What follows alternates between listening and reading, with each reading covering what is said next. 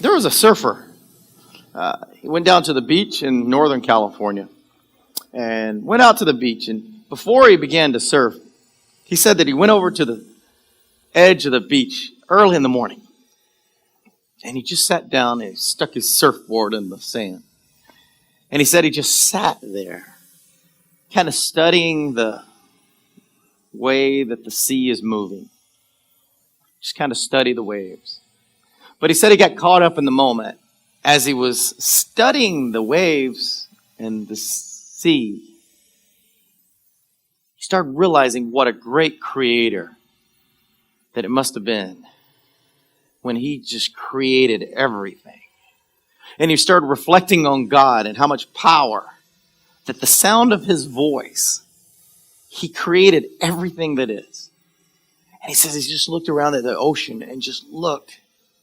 And it's this great mass of water. And then he says, then it stops right here. And then there's this great mass of land. And he just sat there, and instead of going out to surf, he just said he really took that moment to meditate and think about our Savior, our Creator, and how wonderful He is. He said it was that time that he spent with God that he just said, he started his day off right. It was early in the morning. He's ready to surf. But it was even better taking time with God. He said he was able to do that and just look at the creation. And I've told you guys that before. If you're in a relationship and, first time Tina and I met, we didn't know anything about each other. I talked to her on the phone and invited her. I told her that I had her day planner. And I told her I would come and bring her day planner to her. We've never met. She said she'd come pick it up. I found this day planner in the middle of the street, if you don't know the story. During that conversation, the entire time, I was thinking that this person named Tina was an 80-year-old lady. Because in that day planner, when you open it up, there's a picture of 4 ladies. And they're all around 70s and 80 years old. And that's who I thought I was talking to. Even though the voice on the phone sounded like a 5-year-old kid.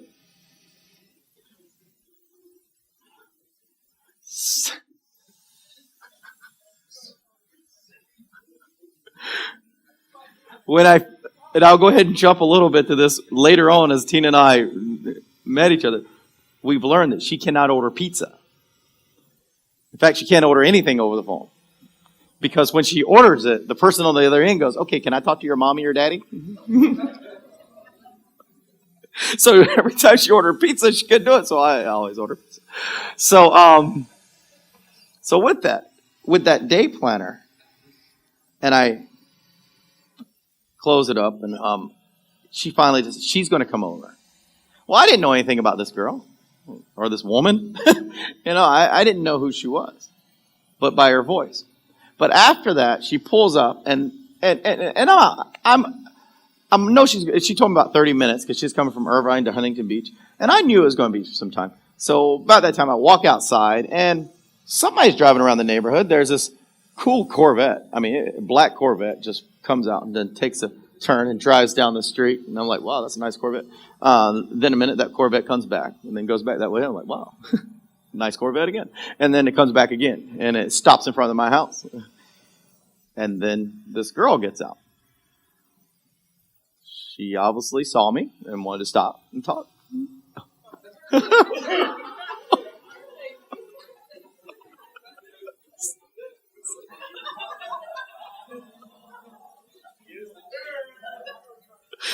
It's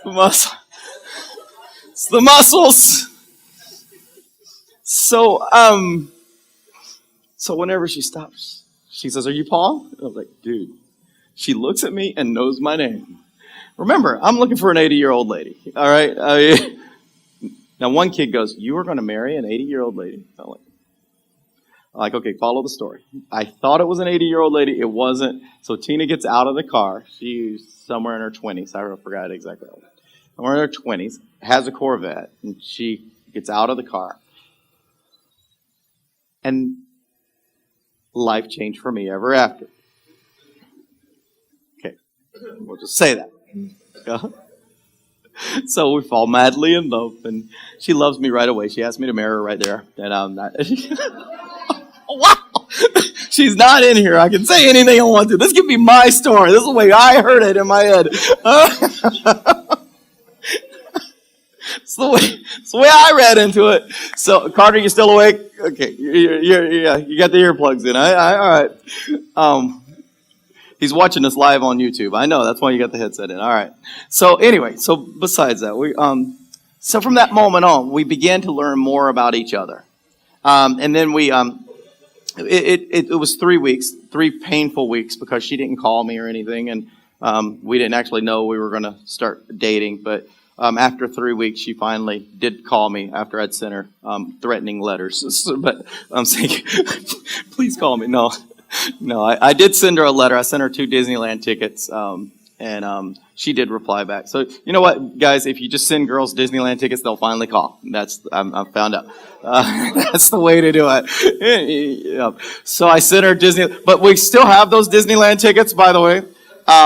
We still have them, and they're still in the envelope that I sent. It's postmarked and everything. So we never used them, and I pulled them out the other day just to look at them, because one of those things you just like. $35 a ticket was what it cost to go to Disneyland for the day. Isn't that crazy? I mean, what is it now? It's $1,000 now. Yeah, that'll be by the time our kids are grown. Yes, but yeah, it's funny how much it was. It was only $35. So anyway, so with that, the reason I say that is because a relationship began with us talking on the phone, and then from that talking on the phone, meeting in person, and then from meeting in person. There was that lull kind of a thing where 3 weeks, nothing happens. You don't talk to each other. Just that communication's not clear. And then all of a sudden you're going on dates. And then all of a sudden you're spending your life together. She invited me over to cook dinner one day. So she was going to cook me dinner. Now this was not knowing each other, for one. We don't know each other well. We've only been dating maybe a couple weeks, whatever it was. So she invites me over for dinner. She's going to cook. First time I'm ever going to taste her cooking, which is a good thing to know right away. I haven't met her family. We have spent almost every day driving around. I mean, she has a Corvette, dude. We're not going to stop driving around. I kept saying, okay, Florida, it's very close. I'm like, New York, come back, hit San Diego. I mean, we're in a Corvette, right? So I told you guys there was a story about this Corvette. They thought I was just going to give the Corvette up. They saw it back there and go, what? That's the Corvette. That's why we won't get rid of it. It has meaning. It's not running right now, but it has meaning. So we're gonna hang out together and stuff for a while, and then so nobody knows me yet. I'm the new guy. What I don't know is because we're spending so much time together. We're spending so much time together that her friends are not spending any time with her whatsoever. No longer is she spending time with her girlfriends. Well, what happens when girlfriends don't spend time with their friend? They start thinking, and that's dangerous for girls. They start thinking, and when they start thinking, they start panicking, and then when they start panicking, they start calling everybody, and when they start calling everybody, I'm sitting down to dinner, to this nice dinner that this girl that I've just met for a couple of weeks now has made me. It was a nice steak size. My wife says I say this wrong, but you'll know what I'm talking about. It's salmon. Did I say that pretty close? Salmon. Salmon. Yeah, that's how you say it, huh? I like the L. I like putting the L in there. Salmon. And it's salmon, however you say it. Nice thing. I don't like fish. We haven't got to that part in our relationship, but I'm going to eat it because she made it for me. And we eat fish when somebody made it for you. And it was a big piece. It wasn't the small piece. And I'm looking at that. And I'm looking at that, and I'm enjoying it because I'm in like relationship right now. Love, right? I mean, love makes you eat anything. You're like, fish, I don't like it, but boy, that's good stuff. So I'm in this love relationship, right? And I'm starting to I'm just going to eat it. And then there's that girlfriends talking to everybody, calling everybody. Well, you know what they do when they don't communicate well, and then they start talking to everybody. They finally call mom and dad of the daughter, and then say, your daughter has been off with some guy, and we don't know where they've been. We haven't heard from them for days and days. And then dad comes in and goes, boom, boom, boom. I hear the door slam, blam, blam. And all of a sudden, there's this guy in front of my face going, where's my daughter? Right there. In the kitchen. Getting something out of the refrigerator. With a 5-year-old voice, yes. Tina comes over and she goes, oh, hi, Mom and Dad. We're just sitting down for dinner. You want anything to eat? He goes, this is Paul. This is my dad. Hi. It's kind of awkward if you don't put your hand up to mine. He just looked at me. Where have you been? People are worried about you. They haven't seen you for days. I'll just sit down right here. Yep, you handle that one. That's your dad. And I got closer to God in that moment than I've ever been. I'm like, God, if you get me out of this house alive, I will never sin again. I will never date again. Dating is out of the question.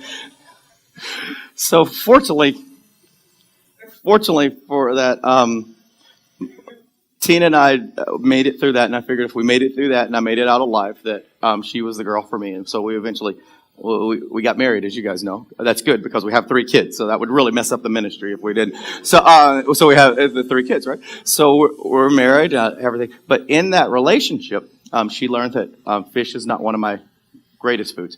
However, I have learned that the way she cooks it, it's actually good. Even still being in love, as I am, the fish still tastes good whenever she makes it. But however, I found out that she actually only cooked that one meal. I don't know what she did to it, but she doesn't cook. And she had all this cool stuff. I mean, she has all the cookware. She goes, oh, I have all the cookware and everything because I took a cooking class and decided I didn't like it.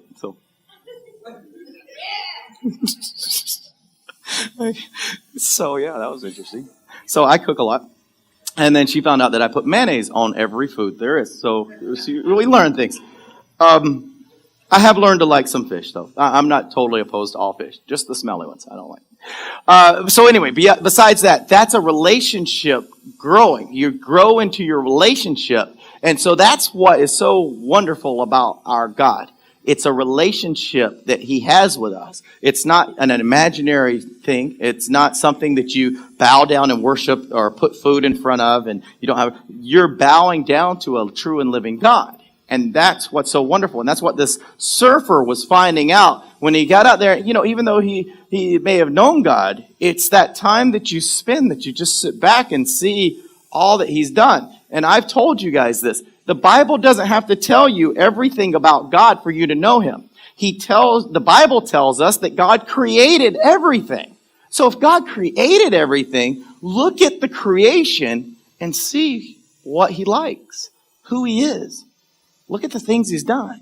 I mean, sometimes we get caught here on planet Earth and we kind of think this is all he created. But then we start reading about all these other galaxies that's out there. That's so cool.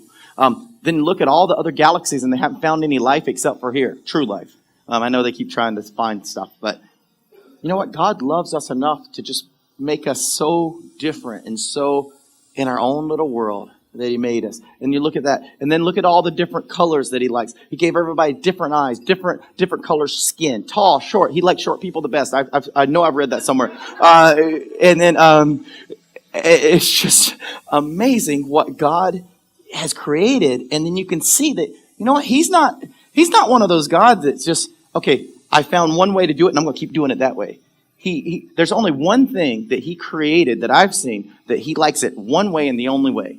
And that's the fact of salvation is only through Jesus Christ, and that's it. The rest he has he just creates everything. He creates circles, he creates squares, he creates green, he creates blue, he creates all these different shapes and colors. He creates little bitty things that you need a microscope and then a microscope on top of a microscope to be able to see. It's so cool. And then he creates these things so far away from us that we can't see it until we send out like a satellite thing to find it. And then it's cool. Yeah, I kind of lost you on that one, I think. But that's the kind of God we serve.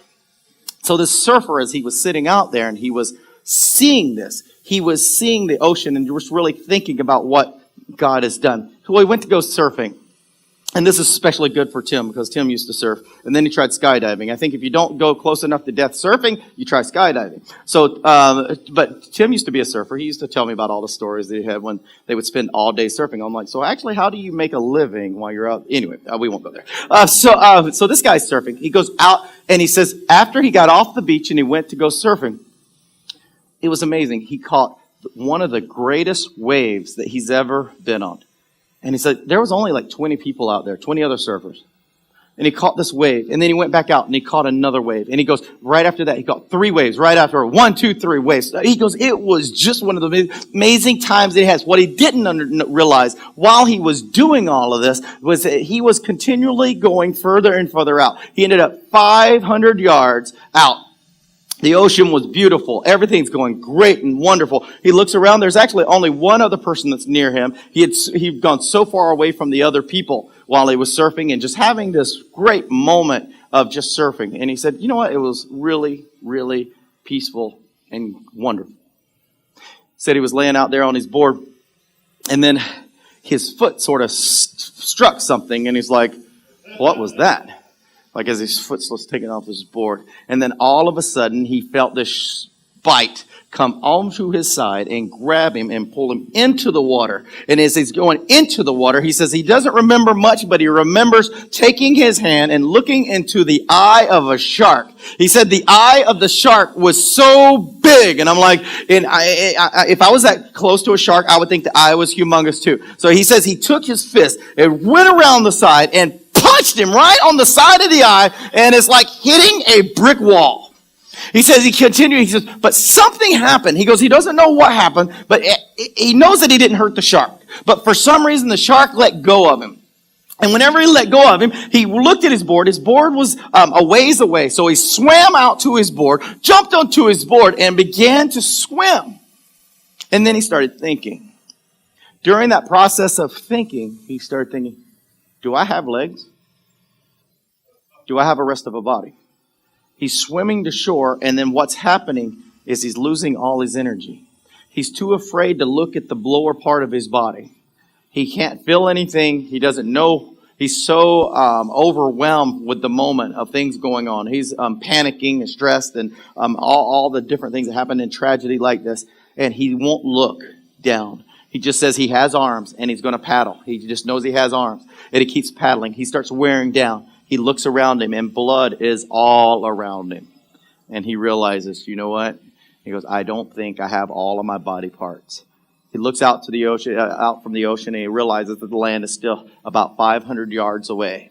He says, there's no way. And so he sees some surfers. Remember, most of the other surfers had already left. And he looked away and he saw a couple. And he started screaming out to him. He goes, he screamed with the loudest that he could. But he goes, his voice just wasn't loud enough to carry across those waves. And the pounding of the waves and also the wind and everything else that's all in the ocean. He goes, they couldn't hear him doing anything. They couldn't hear him screaming at all. He finally screamed enough that he sounded like a 5-year-old kid. He finally, his voice just went away. He couldn't even scream anymore. So help wasn't going to be on the way. He finally just laid on top of his board. And he waited. He couldn't get past the waves. He couldn't get through to the land. He just didn't have the energy. He says as he laid there, he said he could feel something different in the ocean. And he says, is that the shark coming back? And he says, if I'm going to die, I'm not going to die here. And he looked up and he said, I just started to paddle. And he goes, he paddled and he paddled and he goes, something came under my board. He goes, it was one of the strangest things. It came under my board and lifted me up, and it took me up so high, and it started going. And I realized it wasn't the shark. It was one of the greatest, most perfect waves that he's ever been on. He said it carried me all the way to the beach and just dropped me right there on the sand. He said it was perfect. See, whenever I heard him say this, I read about it actually. When I read this, I was like, that's kind of like the disciples, in a sense, that the Bible tells us that whenever Jesus was with the disciples in the book of Acts, he came to the disciples and he said to them, you've seen all of this. You've seen me here on earth. You've seen them nail me to a cross. You saw me die, and now you see me now that I've rose from the dead. And you are to be my witnesses.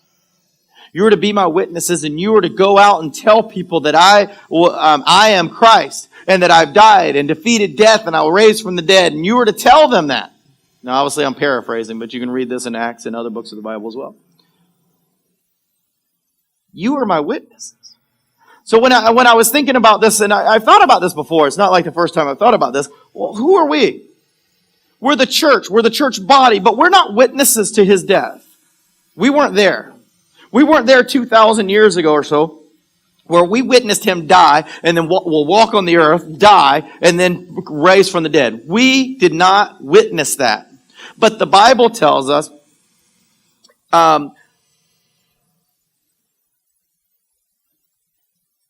a couple places.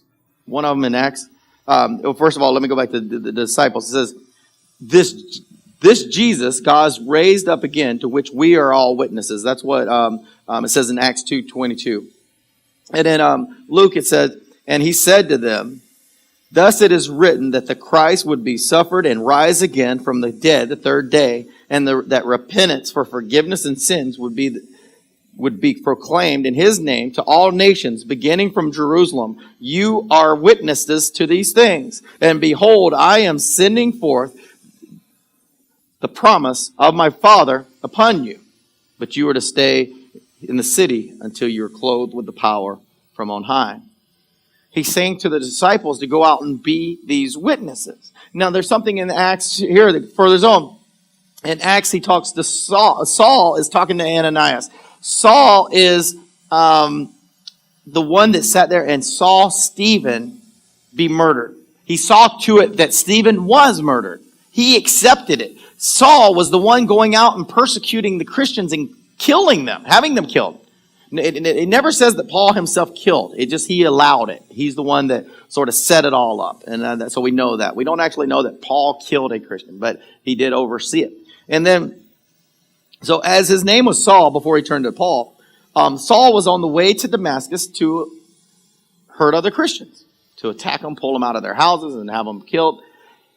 On the way to Damascus, you know that a bright light came from Christ. And Christ spoke to him on the way to Damascus. And Christ said, Saul, Saul, why are you persecuting? And at that moment, Saul spoke with Christ. Well, it was that time that Saul gave his life over to Christ. And it was that time that the revelation of who Jesus really was. Even though Saul thought he was doing the work of God, he realized through this moment with Christ, this relationship beginning. This is the beginning of a relationship. It's this beginning that they've just talked to each other. They're starting to learn about each other. And you're going to read throughout the scriptures how Jesus even brings Saul, which is later going to be Paul, takes Paul and shows him heaven, takes him to heaven as a live person, shows him what heaven's going to be like. Paul gives us that in Galatians. So we know that. But the beginning of this relationship is on a road to Damascus when this bright light shines and blinds him, and he's going to be blinded. And he tells him, I want you to go to Ananias. And then, Ananias is a Christian.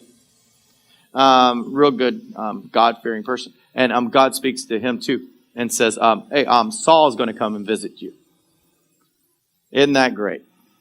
the guy that kills Christians, you're going to send him to me. Wouldn't you like to have that kind of faith, huh? To be able to trust God with, you're going to send the guy that kills people to my house. All right.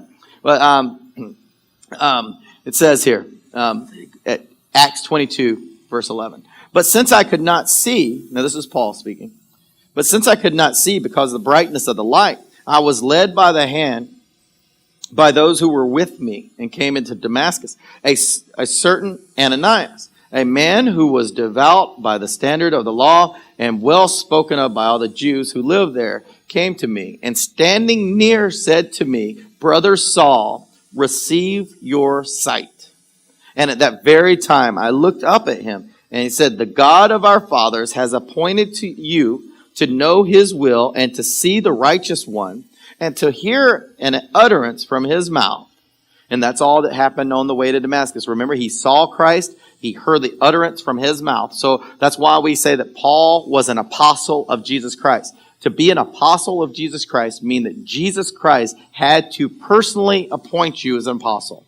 For you to be an apostle. Now we have different types of apostles today. Those aren't actually called by Christ in the flesh. All the apostles of the New Testament, they all were called by Christ personally in the flesh. Him seeing them face to face. So we know that. All right, so that's how Paul was called to be an apostle. And he's the only one that was called to be an apostle after the fact by Jesus Christ. So, Brother Saul, receive your sight. At the very moment, I looked up at him, and he said, the God of our fathers has appointed you to know his will, and to see the righteous one, and to hear an utterance from his mouth. Now listen to this. For you will be a witness for him to all men of what you have seen and heard. Now, I don't know if where Paul was during the trial of Jesus and the death and resurrection of Jesus Christ. I don't know about all of that. But I do know this, that Paul was chosen after Christ was risen from the dead. This was Christ coming down and choosing Paul, and now Paul is going to be sent to the Gentiles and preach the gospel to the Gentiles.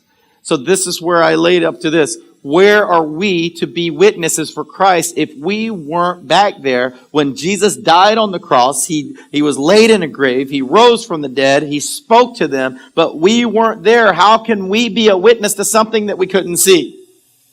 We didn't experience. The truth is, you can't be a witness to that moment. So how are we to be a witness? Just like he was talking to Paul just now, Ananias was saying, God has chosen you to be a witness. God has chosen all of us to be a witness. So what are we going to witness? The witness that we have is the experience in the relationship that we have with God. We are to witness to people about what's happened to us, what has taken place in our life. Remember, there's a blind man in the Bible, and they questioned him, and they said, well, you were blind, and were you healed? And he said, I was healed by this man named Jesus. Well, what is he, a prophet? What is he? What did he say he was? He goes, I don't care about all that. He goes, once I was blind, and now I see. You call it what you want to. And that's really what it comes down to us. It's what has Christ done to us to show us that, hey, I didn't need to be there when he died on the cross. I didn't need to be there whenever he was placed in the grave and rose again. I didn't need to be there because right now I have the living Savior living inside of me. His Spirit lives inside of me. And there's some miraculous things that he's done in my life that is so great that I know that I can be an effective witness by just letting you know what he's done for me. Where's my witness? My witness is this, that what Christ has done for me, I was once blind and now I see. My daughter had lead poisoning and now she doesn't. My family was falling apart and now it's not. My finances were down and now it's together. I mean, whatever God has taken you through, you can continue going. My daughter was on her deathbed and now she's alive. Whatever it is, I know the testimonies of so many of you. And there's a witness inside of you that you need to tell the world about. This surfer, as he was going, and he took this wave, and this wave took him in and landed him on the beach. He went to he was laying on the sand. There was another surfer came over to him, and he said, "Okay, I'm going to get help." They start dialing 911, calling for help. They know that the help's going to come too late, because this guy's bleeding out the side. His entire chunk of his side was taken out. An EMT happened to be on the beach. An off-duty EMT. He came over and he took his entire body and laid on top of his side. Just laid on top of him to stop the blood. As the surfer is screaming with pain, this EMT just calmed him down and said, if you're screaming because you can feel the pain, he goes, that's one of the best signs because you still have feeling. He laid there and applied the pressure, and he applied the pressure, and the pain got more intense. The pain hurt, and he's screaming and screaming. All of a sudden, someone came up in a car. They took him out. They said, we can't wait for the ambulance. They took him out. They put him in a car. The EMT kept his body laying on top of his body. Kept him laying there in the car. They met the ambulance partway. Got him over into the ambulance, got all the way to the hospital. The doctors took him into the emergency room, started doing all the work, and later on they said the bite marks from this were over a foot long. They said, but they missed all of your vital arteries. All your vital parts were missed. They go, that was total luck. He looked at the doctors and said, there was a big wave that picked me up when I couldn't swim any longer. When I didn't know if I was going to live or die. And it lifted me up and it placed me on the beach. And then after that, there was people that came over and helped me. And they were people that knew what to do. And then I ended up meeting up with an ambulance, and I came to this point, and I come into a emergency room where you tell me that the bite marks were just within inches of my death. He goes, it wasn't luck. He goes, it was God. He goes, God lifted me up when I couldn't go any longer. And He placed me in a place and sent me people to rescue me. He goes, He sent me to a hospital where you could take care of me. And then you could confirm without a shadow of a doubt that it was so close. Everything was so close to taking my life. But the God in heaven said, that's as far as you can go. You can't take his life. Why is that so important? It's because God has never promised us that we wouldn't go through trials and hard times. He's never promised that. I've told you that before. God's promise to us is He will go with us through it. He says that He'll go with us. He'll never leave us. He'll never forsake us. He'll continue along with us. But here's something else that you can depend on. That not only is He going to go with you, but it's just like that when He was 2,000 years ago, He was crucified on the cross. Remember, the witnesses were there watching this. His disciples were watching this. And they thought everything was over. They placed Him in a grave, and then He rose again on the third day. Remember the tragedy, the defeat, and then the victory. The same thing in our life. We don't have to be there that long ago to see all of that happen, to be a witness. Whenever you go through these trials and these hard times in this regular life that everybody else goes through, depend on God and know that He will lift you up when you need to be lifted up. He will take you to safety when you need to be taken to safety. And He will confirm that He was there with you the entire time through everything that you've been through. And then from that moment on, as the Bible even told Saul, you are to be the witness for God and go out and tell the world what He's done for you. That's why you hear so many times about my wife and I, how we met. That's how God started our life with our family.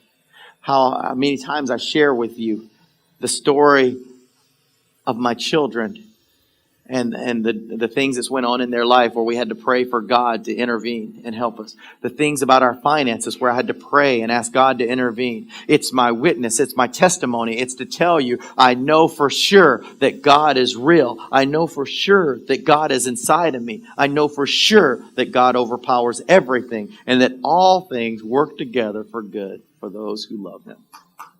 Amen. I know that there's a few of you out there that you're going through things that you don't tell me. I know that. You don't need to tell me. I don't have anything. But I'll tell you this.